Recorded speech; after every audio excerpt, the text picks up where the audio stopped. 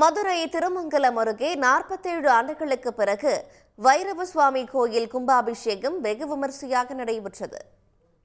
திருமங்கலம் அருகே கூடக்கோவில் கிராம கண்மாய் கரையில் அமைந்துள்ள வைரவ சுவாமி கோயிலில் 1977ஆம் ஆண்டு கும்பாபிஷேகம் நடந்த நிலையில் தற்போது மீண்டும் குடமுழுக்கு நடத்த முடிவு செய்யப்பட்டு கடந்த 2 மாதங்களாக பணிகள் நடந்து வந்தன.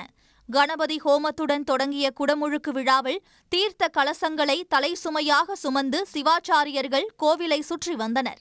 இதையடுத்து வேத மந்திரங்கள் மேளதாளங்கள் முழங்க கோபுர கலசத்தில் புனித நீர் ஊற்றப்பட்டு குடமுழுக்கு விழா வெகு விமர்சையாக நடைபெற்றது.